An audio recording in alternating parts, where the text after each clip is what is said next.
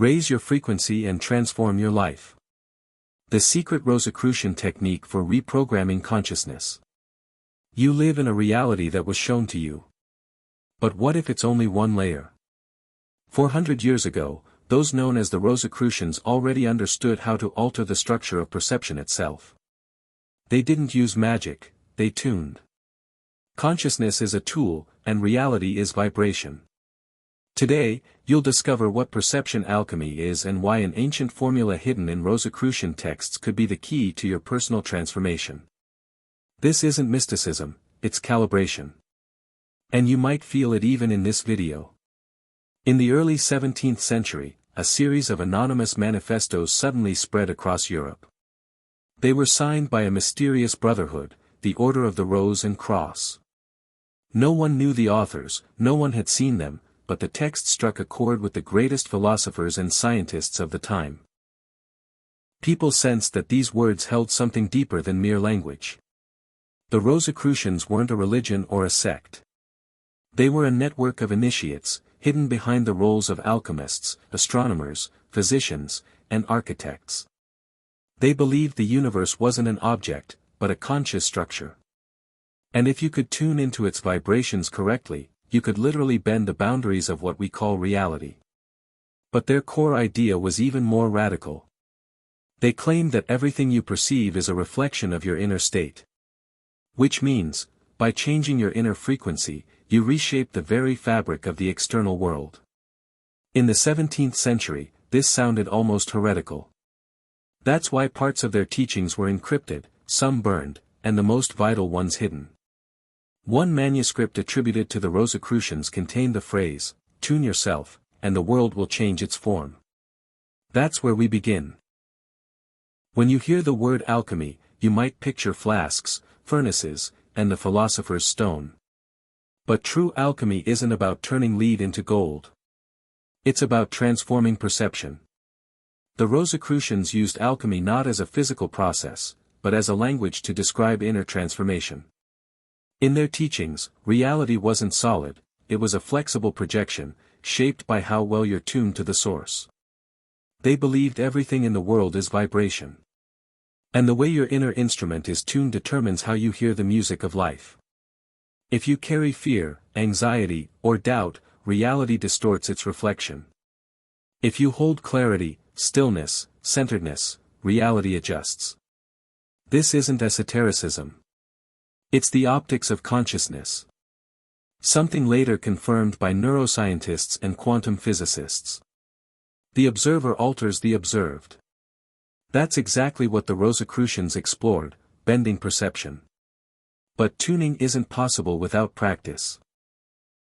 Their writings describe three internal alchemical phases. Dissolution of the reality construct imposed by society. 1. Restoration of inner purity through silence, meditation, and connection to the source. 2. Creation of a new inner field and observing how reality reconfigures around it. 3. Let's explore each of these phases in more depth. Phase 1. Dissolution of the societal reality construct. This is the first alchemical stage, nigredo, the darkening. Its purpose is to expose the false structures the mind uses to replace direct experience. It involves detaching from external roles and narratives. What once seemed real, work, family, status, opinions, is revealed as a set of conditioned responses. This can trigger crisis, panic, or the feeling that everything is falling apart. That's the beginning of the internal breakdown of the old form. A departure from collective hypnosis. Society broadcasts a template of what success, love, and freedom should look like. The Rosicrucians taught how to see that template as a mask. This marks the beginning of true perception. For the first time, a person sees the world without filters, through silence, without judgment or control. This is the first alchemical fire, the fire of purification. Phase 2, restoration of inner purity through silence, meditation, and connection to the source. This is the stage of albedo, illumination. After the collapse of the old, it's crucial not to fall into chaos, but to tune into your true frequency. Silence becomes a tool for restoration, not just the absence of sound, but deep inner listening. When the mind recedes into the background, the inner space fills with something greater. Meditation becomes a way to calibrate the field. In Rosicrucian understanding, alchemy is the art of working with vibration. Focused meditative awareness helps align the frequencies of body, mind, and spirit, connection to the source, not a mental image of God, not a conceptual idea, but the living source of perception itself, the one who observes. The presence before all forms, the center from which everything is born. Phase 3, creation of a new inner field and observing reality reshape around it. This is the final phase, rubido, the reddening, the alchemical birth of the new. It's the creation of an internal matrix through tuning. What a person radiates isn't words or desires, it's a field. And when that field is whole, stable, and harmonious, reality begins to respond to it. Observation becomes the key to manifestation. The Rosicrucians called this true magic. You don't demand, you simply exist, and the fabric of the world adjusts, not manifestation, but resonance. What arrives isn't the result of visualization, but the response of space to your inner state. This wasn't a cult, it was a method, and its goal wasn't power or wealth, but liberation from illusion. They called it the exit from the distorted mirror. Now we'll repeat this tuning in modern language, but first, we need to understand why reality is so easily distorted. Most people don't live in reality, they live in their interpretation of it. Internal map, projections, familiar patterns. You don't see the world, you see how you were taught to see it, from childhood, through language, expectations, fears, and beliefs. It's as if you're wearing glasses and forgot they're on. The Rosicrucians understood this. That's why they called their knowledge the art of bending, not the physical world, but perception. Shift the angle of perception, and the world around you shifts too, and this isn't magic, it's biology and physics. The brain doesn't distinguish between imagined and real. If you've truly shifted your inner frequency, reality responds. Through choices, encounters, events, and probabilities. You tune yourself, and in doing so, you create a new line of reality. Not because you wished for it, but because you aligned. Consciousness acts as both transmitter and receiver, and reality reflects what you broadcast. The Rosicrucians called this the vibration of the sphere. Their symbols, the circle, the cross, the rose, didn't represent religion, but a point of perceptual calibration. They didn't fight the world, they changed their field, and the world adjusted on its own. Now you can do the same, not through words or thoughts, but through purity, through tuning. The Rosicrucians didn't seek magic, they sought alignment.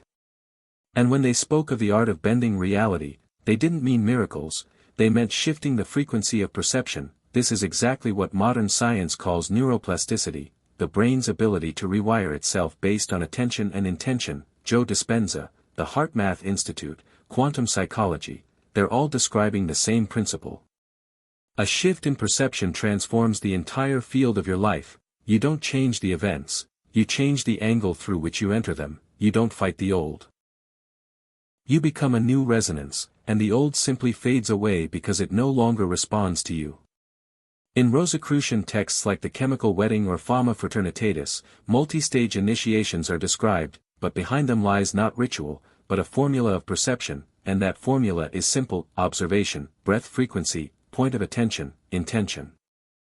You enter a unique state where body, mind, and energy begin to resonate in harmony. This is alchemy, not of substances, but of consciousness.